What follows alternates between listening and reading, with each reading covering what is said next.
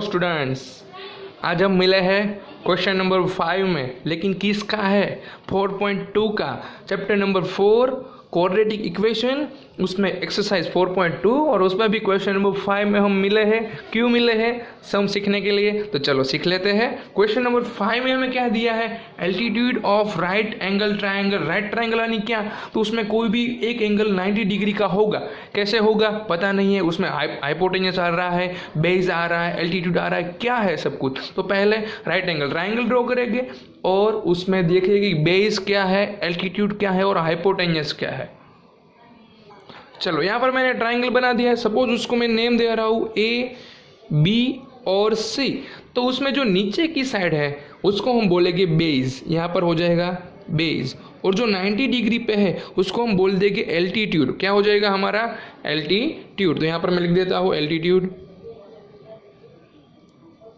Okay. और जो 90 degree है उसके सामने जो होगा, 90 डिग्री के एंगल के सामने जो साइड्स होगी वो हमारी क्या हो जाएगी? हाइपोटेन्यूस। चलो, तो तीनों मुझे मिल गया है, पता चल गया है। अब मुझे क्वेश्चन में क्या दिया है? तो पहले तो मुझे ऐसा दिया है कि एल्टीट्यूड कितना है। तो altitude of right angle is 7 centimetre less then base. Base से एल्टीट्यूड है वो 7 सेंटीमीटर लेस है। तो बेस कितना है भाई? तो बेस को हम बता देंगे x। ओके। तो एल्टीट्यूड कितना है उससे 7 सेंटीमीटर लेस, यानी कि x माइनस 7। दोनों साइड मिल गई। अब हाइपोटेन्यूस भी हमें दे दिया है, कितना है? 13। तो हाइपोटेन्यूस में लिखा देंगे 13। ओके। तो मुझे फाइंड क्या करना है? तो जो x वाली साइड है ना, उस दोनों को फाइंड करना है। तो पहले जो मैंने एज्यूम किया है मैं लिख देता हूँ। क्या मैंने लेट किया है यहाँ पर? तो let base of triangle, base कितना ले लिया है यहाँ पर मैंने? x। तो एल्टीट्यूड कितना हो जाएगा?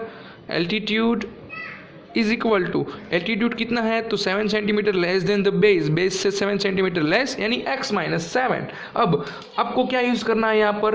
पाइथागोरियन थियरम आपको आना चाहिए। क्या थी? तो by Pythagoras theorem. Pythagoras theorem 7 standard से पढ़ते आ रहे हैं। अगर आपको पता नहीं है तो देख लीजिए पाइथागोरस थ्योरम क्या होता है। तो पहले तो उसमें हाइपोटेन्यूस का स्क्वायर आता है। हाइपोटेन्यूस यानी कि राइट एंगल के सामने AC है, AC का स्क्वायर इज इक्वल टू बाकी के दो साइड का स्क्वायर का प्लस, यानी कि AB square plus BC square. अब क्या करना है? सिर्फ इसमें वैल्यू पुट करनी है और हमें आंसर फाइंड करना है। तो चलो, AC यानी हमारा कितना है? 13 का स्क्वायर। AB यानी कितनी है? x माइनस 7 है तो उसका होल स्क्वायर आएगा। और BC तो सिर्फ हमारा x है तो x का स्क्वायर। तो 13 का स्क्वायर आपको पता है 169 हो जाएगा। यहाँ पर x माइनस 7 होल स्क्वायर, याद कीजिए a minus b whole square अगर मैं आपको देता तो आइडेंटिटी क्या हो जाती? a square minus 2ab plus b square. होता कि नहीं होता ऐसे? तो यहाँ पर अभी क्या करूँगा? इसका यूज़, a की जगह पर x है, b की जगह पर 7 है। तो x का स्क्वायर माइनस 2 मल्टीप्लाई a यानी x और b यानी 7 और प्लस b का स्क्वायर यानी 7 का स्क्वायर। और प्लस क्या था? x का स्क्वायर तो था ही था, उसको हमें कुछ नहीं चेंज करना है। ओके। तो चलो यहाँ पर 169 को एज इट इज लिख रहा हूँ। x स्क्वायर 2 टाइम्स है तो क्या हो जाएगा भाई? 2x स्क्वायर माइनस 7 2 जा हो जाएगा 14x और प्लस 7 का स्क्वायर 49। अब क्या करना है? तो जो राइट साइड था ना उसको मैंने पहले लिख दिया है। 2x square minus 14x plus क्या हो जाएगा? 49। और जो 169 था उसको मैंने माइनस में ले लिया है तो इज इक्वल टू में क्या हो जाएगा भाई? 0। अब मेरा इक्वेशन कंप्लीट होने ही वाला है। यहाँ पर सिर्फ लास्ट टर्म बाकी है। क्या है? तो दोनों कॉन्स्टेंट जो टर्म है उन दोनों का माइनस। तो 2x स्क्वायर माइनस 14x, यहाँ पर प्लस माइनस माइनस हो जाएगा। 169 में से 49 माइनस कर दूंगा तो मेरा 120 हो जाएगा। लेकिन बिग नंबर की साइन इज इक्वल टू में क्या हो जाएगा? 0। अभी भी आप देख सकते हैं यहाँ पर कुछ कॉमन निकल रहा है। कितना कॉमन निकल जाएगा? 2।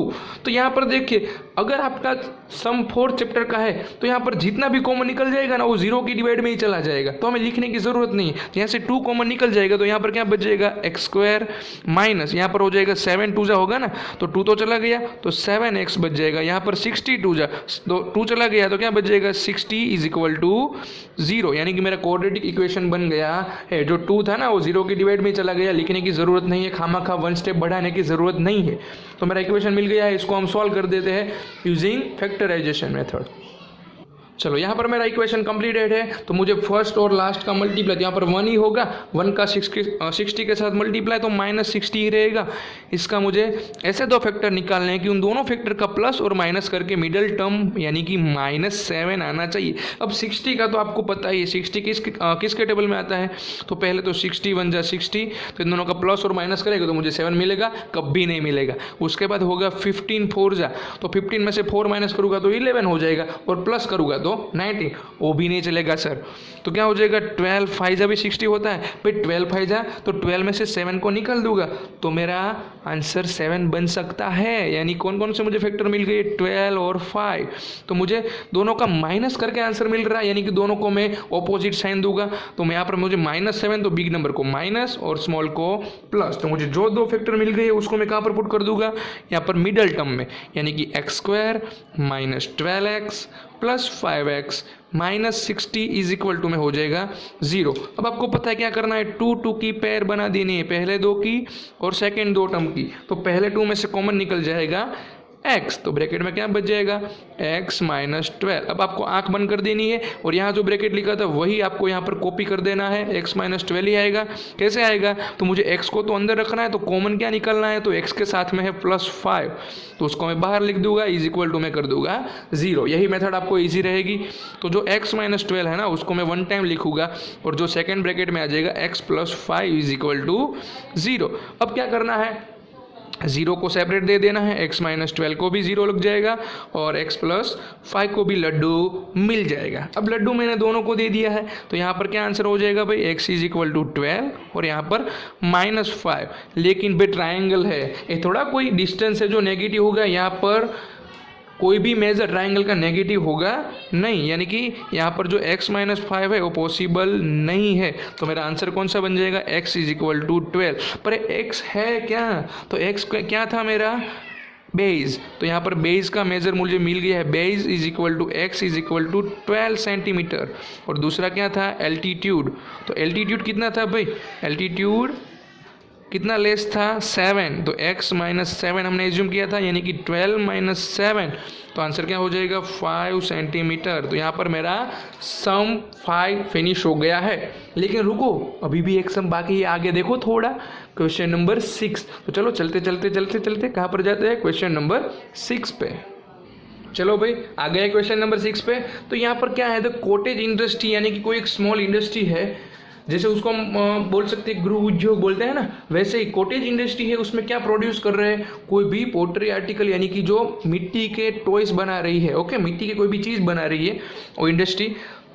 तो पर डे, यानी कि 1 डे में कितने थोड़े ज़्यादा आर्टिकल्स बना रहे हैं, कितने हो पता नहीं है। तो हमें क्या कर लेना है, एज्यूम, ऐसा सम हमने सीख लिया, याद कीजिए 4.2 में, क्वेश्चन 2 में ही था ऐसा क्वेश्चन, 4.2 के ऐसा ही सेम टू सेम क्वेश्चन था, तो आपको आता ही होगा। यहाँ पर क्या मुझे करना पड़ेगा, लेट करना पड़ेगा। पहले तो नंबर ऑफ आर्टिकल, यानी कि पर डे, एक दिन में कितने आर्टिकल बना रही है इंडस्ट्री, तो लेट नंबर ऑफ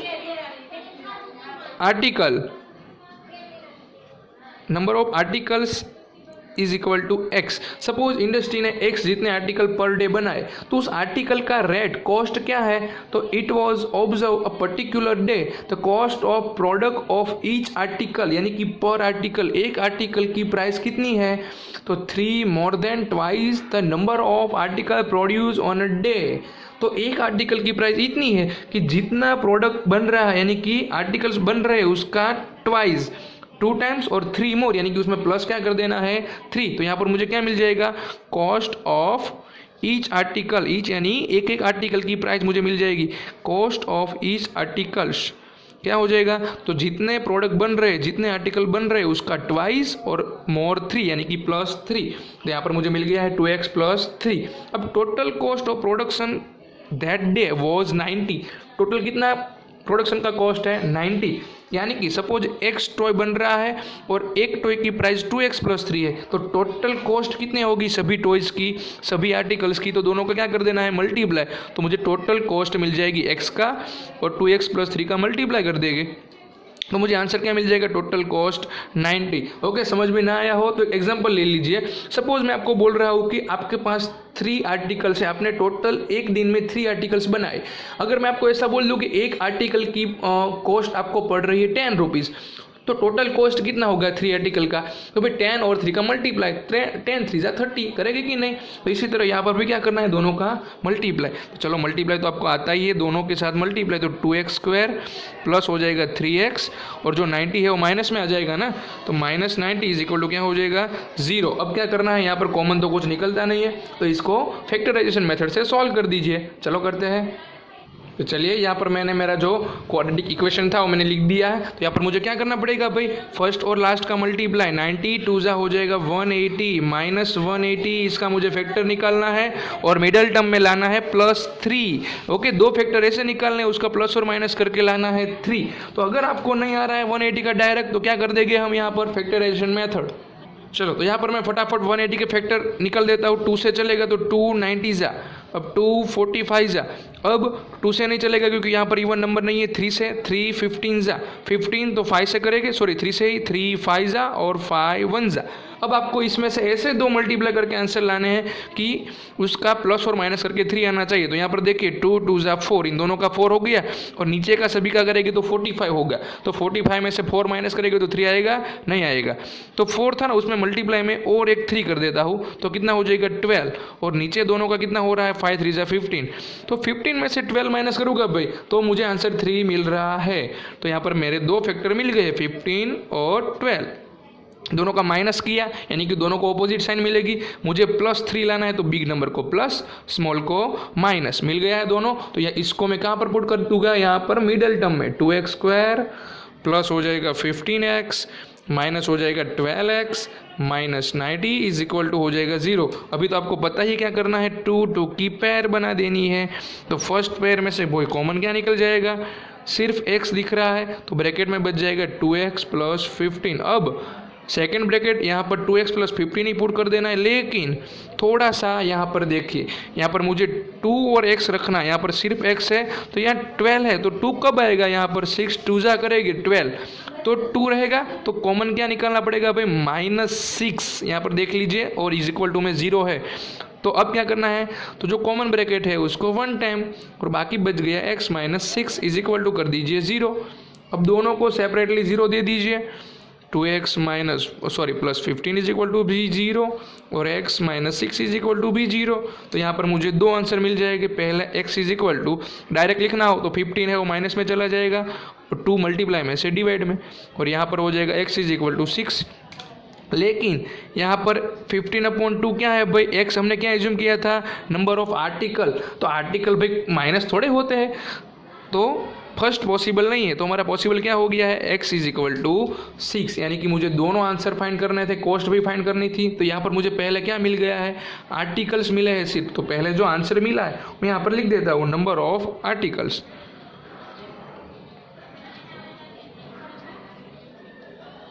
तो कितने आर्टिकल्स बन रहे हैं पर डे, एक दिन में 6 आर्टिकल बन रहे हैं, और कॉस्ट ऑफ ईच आर्टिकल यानी एक एक आर्टिकल की प्राइस क्या होगी, कॉस्ट क्या होगा बनाने का। तो मैंने 2x प्लस 3 लिखा था, याद कीजिए। तो 2x यानी यहाँ पर 6 आ गया है प्लस 3। तो देखिए डायरेक्ट लिख रहा हूँ मैं, यहाँ पर 6 2 जा 12 होगा और प्लस 3 कर दूंगा, तो कितने बन जाएंगे 15, यानी कि 15 रुपीज़ प्राइस हो जाएगी मेरे एक आर्टिकल की। ओके, तो यहाँ पर मैंने आपको बता दिया है क्वेश्चन नंबर 5 और 6। तो यहाँ पर हमारा 4.2 फिनिश हो गया है। अब हम मिलेंगे नेक्स्ट वीडियो में, किसके साथ, एक्सरसाइज 4.3 के साथ। तो रेडी रहिए, तभी तक के लिए गुड बाय, टेक केयर।